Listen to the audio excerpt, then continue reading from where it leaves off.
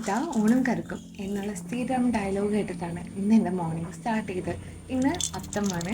അത്തച്ചമയ ഘോഷയാത്രയൊക്കെ തൃപ്പൂണിത്തുറയിൽ നടന്നുകൊണ്ടിരിക്കുകയാണ്. ആ സമയത്ത് ഞാൻ എവിടെയാണ്? എൻ്റെ വീട്ടിലാണ്. അപ്പോൾ നമ്മളുടെ താമരവിത്തിൻ്റെ കുറച്ച് കാര്യങ്ങളൊക്കെ ഞാൻ പറഞ്ഞിട്ടുണ്ടായിരുന്നില്ലേ. അപ്പോൾ താമരവിത്ത് 3 പേര് സർവൈവ് ചെയ്തിരുന്നു എന്നുണ്ടെന്നുണ്ടെങ്കിൽ ഇപ്പം അതിലൊരാൾ മാത്രമേ കുറച്ചും കൂടി വലുതായി വന്നിട്ടുള്ളൂ. ആ ആളെ ഞാൻ മാറ്റി വേറൊരു പോട്ടിലേക്ക് ആക്കി. ഇഷ്ടംപോലെ ചെടിച്ചട്ടി ഉണ്ട് വീട്ടിലെങ്കിലും എല്ലാത്തിലും തുളകളുണ്ട്. അതുകൊണ്ട് നമുക്ക് അതിലൊന്നും താമര ചെടീനെ നടാൻ വേണ്ടിയിട്ട് പറ്റില്ല. പിന്നെ ലാസ്റ്റ് ഒരു പെയിൻറ്റും പാട്ട് കിട്ടിയപ്പോൾ അതിലേക്കാക്കി. ഇത് നമ്മൾ ആംബ്രോ അറിയില്ലേ? ആംബ്രോയുടെ നീരാടൽ ഡേ ആയിരുന്നു ഇന്ന്. അപ്പോൾ ആംബ്രോ ഇടയ്ക്ക് മാത്രമേ ഇങ്ങനെ പുറത്തേക്ക് ഇറങ്ങുള്ളൂ. ഞാൻ മോർണിംഗ് ടൈമിൽ ഏറ്റവും കൂടുതൽ എപ്പോഴും ആലോചിക്കുന്ന ഒരു കാര്യം എന്താ അറിയോ? എൻ്റെ കുഞ്ഞിലെ ഞങ്ങൾ തറവാട്ടിലായിരുന്നു താമസം.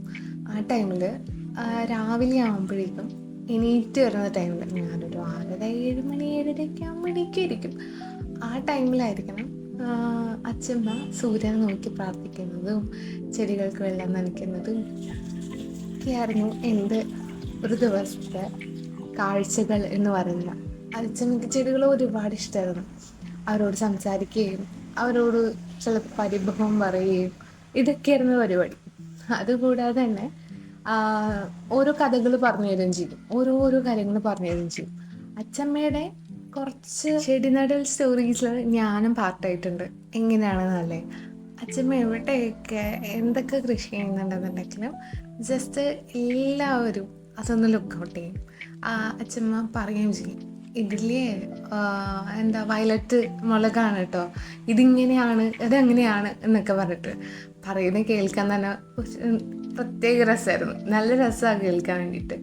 പിന്നെ അതുകൂടാതെ ഓരോ ചെടികളെ കുറിച്ച് സംസാരിക്കുമ്പോഴും അച്ഛമ്മയ്ക്ക് 100 കാര്യങ്ങൾ പറയാനുണ്ടായിരുന്നു.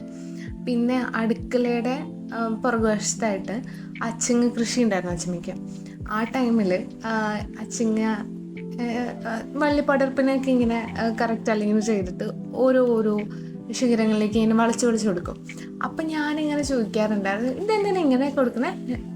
അങ്ങനെ ചോദിക്കുമ്പോൾ എന്നോട് പറഞ്ഞു തന്നു, നല്ല പ്രോപ്പർ ഗൈഡൻസ് വേണം, നല്ലൊരു ദിശ കൊണ്ടുവരണം എന്നുള്ള രീതിയിലൊക്കെ എന്നോട് സംസാരിച്ച്. കുഞ്ഞു കുട്ടിയായതുകൊണ്ടും അത്ര വലിയ പക്വത വിവരം ഇല്ലാത്തത് കൊണ്ടും ഒന്നും മനസ്സിലായില്ല.